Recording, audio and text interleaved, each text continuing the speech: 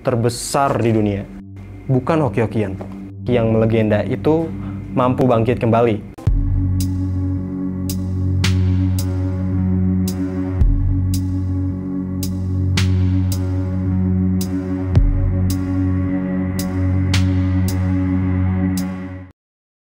Kalau kita mendengar kata Cibaduyut Bandung, pasti hal pertama yang muncul di benak kita adalah sentra industri kerajinan sepatunya.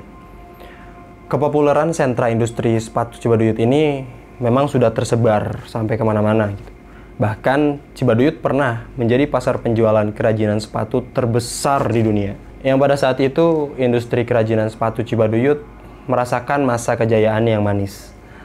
Tapi nampaknya kini kejayaan itu mulai meredup, disebabkan arus persaingan yang semakin ketat.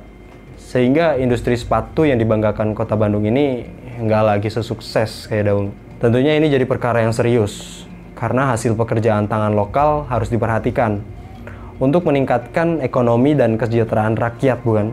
Juga tentunya untuk mengedepankan produk-produk hasil karya bangsa sendiri, yang punya ciri khas dan nilai yang lebih, untuk menarik perhatian wisatawan luar atau lokal.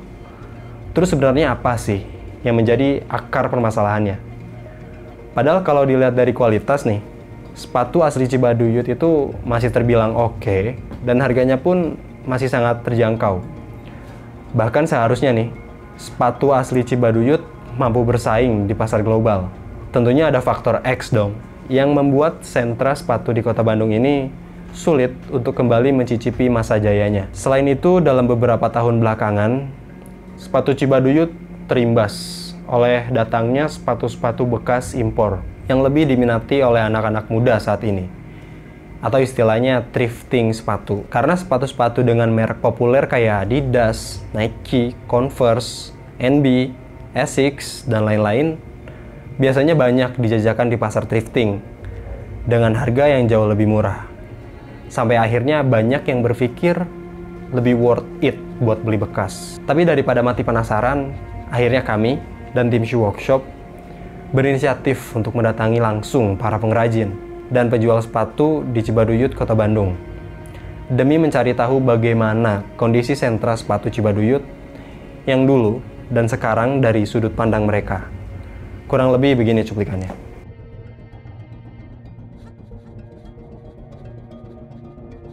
Dua tahunan langkung lah. 2 tahunan. Mun.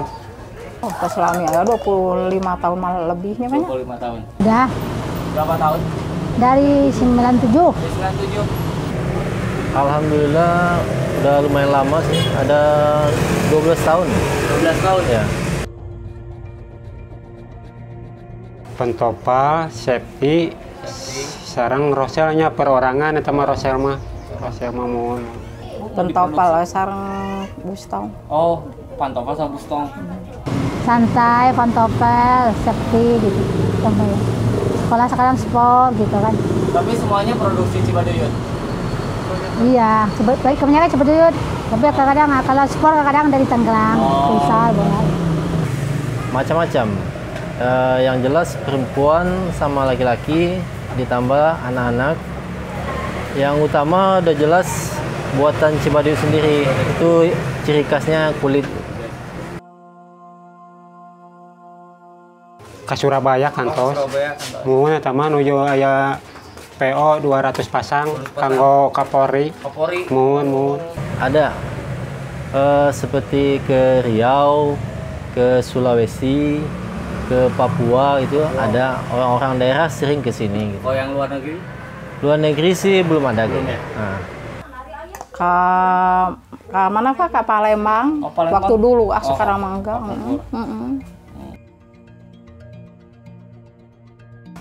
Ngenekan heula hapen tan. Oh, ngenekan. Mun. Oh, Mun. Ngenek. ngenekan, kalau belajar bisa we ayeuna mah. Mun alhamdulillah tos biasa. Teu aya tina keluarga, ya bapak atau paman atau emang. Oh akhirnya aya munnya mantosan mang gitu. Oh, Mun mantosan mang. diajar we dirinya tuh. Asa masih bapak we. Oh, berdua Ya. sama si bapak. Kalau dulu sih memang produksi sepatu itu memang di daerah Jawa Barat ini, Cibaduyut ini khususnya. Nah, kemudian semenjak zaman ya udah berkembang lah ya, udah banyak tempat-tempat lain yang bikin sepatu gitu kan. Makanya sekarang dengan persaingan yang begitu banyak ya agak berkurang sih ininya, daya belinya agak berkurang gitu kan. Iya. Benten tebih kapungkur mah nyalah produknya gampil gitu. Nya POG gampil gitu teh sesah teh kaos ayeuna kan ayeuna melalui online kan sainganna sareng online upami ka payun mah rada sesah oge ka payun oge. Soalnya kan ku online teh ya. Hanya ka timpa Mohon eta. Ajak tebih pisan ayeuna mah. Tebih pisan? Nya. Tebih. Tebihna ti naon tah? Ya tina ekonomi na. Oh, tina ekonomi. Pembelianana sekarang mana raing bahan-bahannya. Bahan-bahan anu meser seur oge. Nya ada gitulah. Ada. Sedikit-sedikit. Tapi Mun nu meser di kapungkur sareng ayeuna seueuran mana? seuran kapungkur. Enak mah emang jatuh ini. Jatuh we. Perbedaannya, maksudnya perbedaannya apanya? Kayak misalnya penghasilan atau ramenya. Oh, ramenya ya. kualitasnya. Kalau barangnya dari dulu sampai sekarang sama aja, tapi yang ininya masalahnya ramenya ya sekarang makin lama makin sepi gitu kan. Sekarang lebih sepi daripada Yang dulu ya. Kalau Bahasa pandemi nya alhamdulillah ngeureuy nya eta kan nu basa POK Surabaya nuju pandemi. Itu pas pandemi. Pandemi setahun tah terus bijil PO eta ka Surabaya. Anu ngajeuna oge mahasiswa da. Bon? Mahasiswa anu melalui yeuna gitu. Oh, nu orderna mahasiswa. Mohon Oh, melalui yeuna teh. pas pandeminya. Mohon pas pandemi. Sama lah pandemi sepi. Makin Tapi sekarang agak mendingan gitu ya. agak mendingan sekarang daripada yang Kemarin-kemarin. ya tambah sepi. Ya, tapi tetap jual atau ditutup? Jual kalau PPKM baru tutup, kalau nggak pakai jual nih buka gitu. Pandemi kemarin itu benar-benar ya sangat berpengaruh sekali ke usaha kita gitu kan. Otomatis nggak jalan sama sekali, soalnya dilarang apa aja dilarang gitu kan. Saat sebelum pandemi dulu Pak, kira-kira Bapak bisa menjual sepatu dalam sebulan berapa puluh pasang? Kalau kisaran pasangnya ya lebih kurang ya ada mungkin dalam sebulan itu kalau perkiraan aja, kalau dari segi omset aja mungkin dulu ya mungkin ada 60 juta sebulan kan. Kisaran berapa pasang ya? Adalah mungkin lebih kurang 100 pasang.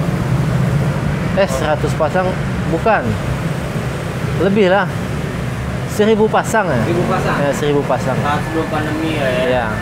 Kalau sekarang?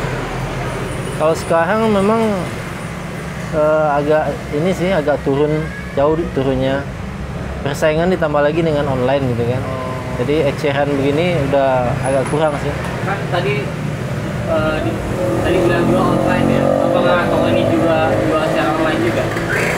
Kebetulan saya udah coba online, tapi mungkin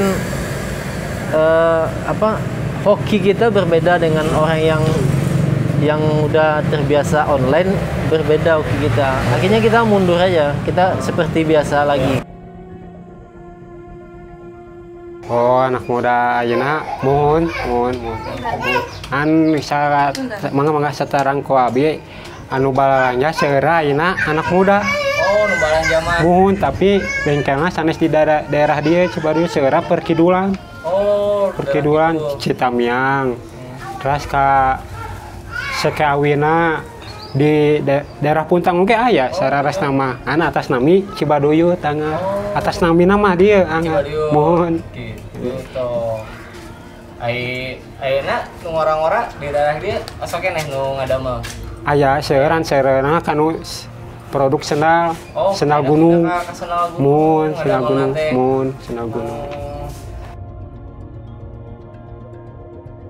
jadi jatuh sekarang mah iya punya ibu teh. Punya ibu teh semakin menjerit nya.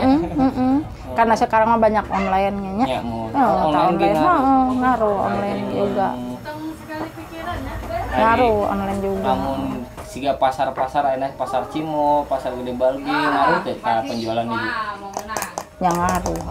Ngaruh makin turun atau makin tarurun sekarang makin turun.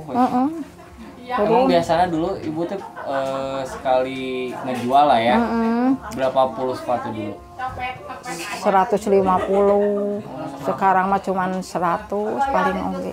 Kalau dari segi kualitas sih, orang kalau barang khas Cibaduyut itu memang lebih unggul daripada impor gitu kan. Kalau impor mah khususnya sepatu sport sih yang banyak. Sport ya? Iya, kayak baju juga, baju impor berbeda dengan lokal gitu kan. Bahan-bahannya juga berbeda. Yang mungkin ada kemajuan kayak dulu lah. Oh, balik ke zaman kapur. Ya supaya rame deui lah gitu lah. Nya hoyong rame deui we. Normal lagi gitu, Sedeui. Ya supaya lebih maju lah, tambah maju. Harapannya ya Cibaduyut kalau bisa mah lebih di ini lagi lah. Jadi istilahnya nama dan ciri khas Cibaduyut ini kalau bisa mah bagian apa lah istilahnya, bagian pariwisata lah itu yang berusaha untuk meningkatkan nama Cibaduyut lagi supaya lebih berkembang lagi ke internasional atau ke luar negeri gitu kan. Jadi nggak bisa ketinggalan lagi sama yang namanya impor gitu kan. Nah, dari pengamatan tadi kita bisa tahu kalau masih banyak PR yang harus dibenahi oleh para pengrajin dan penjual sepatu di sentra sepatu Cibaduyut. Salah satunya adalah bagaimana strategi yang tepat untuk bisa bersaing dengan sepatu impor bekas. Seperti yang udah kita singgung sebelumnya. Selain itu, strategi pemasaran sepatu Cibaduyut pun harus dibenahi. Karena di era yang serba online kayak sekarang, tren sangat mudah berubah. Dari waktu ke waktu, sehingga kebutuhan dan keinginan konsumen pun makin banyak dan juga beragam setiap harinya. Maka dari itu, untuk menghadapi dunia digital yang dinamis ini, para pengusaha sepatu Cibaduyut perlu untuk memberikan fokus yang lebih terhadap digital marketing untuk tetap bisa bersaing dengan kompetitor lain, terutama dari mancanegara. Enggak cuma pendidikan secara teknis, tapi juga pendidikan tentang pola pikir pemasaran online. Ini juga perlu difokuskan kembali. Seperti pada cuplikan wawancara tadi, masih ada penjual yang bilang, hoki online kita beda sama yang udah biasa online. Padahal itu semua kan soal strategi, bukan hoki-hokian. Selain itu, dibutuhkan banyak persiapan lain untuk kembali menggeluti usaha sepatu di Cibaduyut.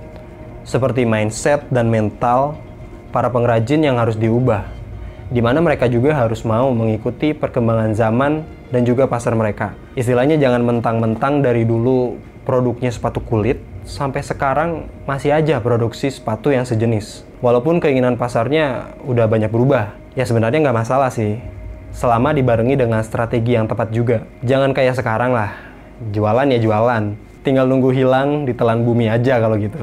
Tapi mau gimana juga, kerajinan alas kaki asli Bandung ini harus tetap bertahan dan jangan sampai hilang karena kalah oleh persaingan. Tentunya kita berharap industri alas kaki yang melegenda itu mampu bangkit kembali dan meraih masa kejayaannya yang kayak dulu. Kalau menurut kalian gimana nih? Apa solusi yang paling tepat untuk mengatasi permasalahan mati surinya sentra sepatu Cibaduyut ini? Tulis pendapat kamu di kolom komentar, kita diskusi bareng-bareng. Segitu aja pembahasan kita kali ini. Jangan lupa subscribe channel ini untuk berlangganan dan nyalakan tombol notifikasi biar kamu gak ketinggalan info terbaru dari Shoe Workshop. Aku Oki mohon pamit. Adios, tukang sol gendong-gendong.